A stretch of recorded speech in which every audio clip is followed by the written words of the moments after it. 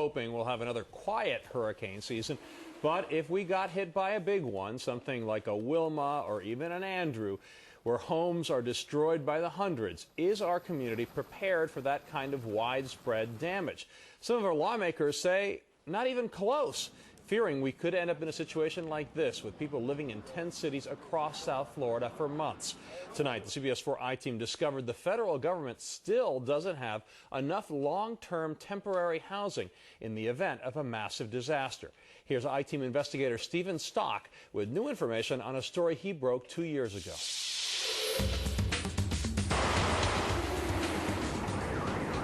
This is policy planners' worst nightmare. It scares me immensely. Not the wind, nor the rain, nor even the storm surge of a major Category 4 or 5 hurricane. We're not where we should be. But what happens after the big one hits? The CBS 4 I-Team has learned that the Federal Emergency Management Agency, FEMA, still does not have enough available, safe, long-term, temporary housing units to put a roof over storm victims' heads should a major storm hit. We wanted a plan, and we hadn't been able to get the administration in the last several years to come up with a plan for housing. If that were to hit right now, we'd have a serious problem with the lack of availability of temporary housing.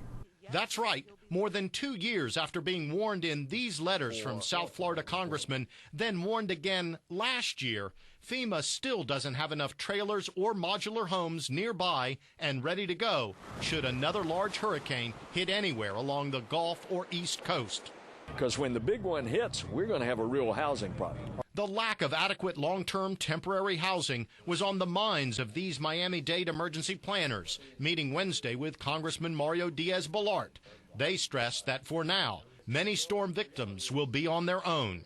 Local governments only have a certain amount of resources, and that's why we ask people that they have to be prepared to be self-sufficient for the first 72 hours. You all lighten a bit more of a fire under them. Do you want to see even more in terms of FEMA temporary housing availability? Yeah, we do. And I'll tell you what's really good news for Florida. The new head of FEMA, Craig Fugate, is a Floridian, so we're going to be in better shape. But as Senator Bill Nelson put it, if the big one hits now, there's a fear that tens of thousands of storm victims will be not in trailers, but in tents for a long time. And if a big one hits in the next 2 months, we'll have a problem on housing, but that's going to change.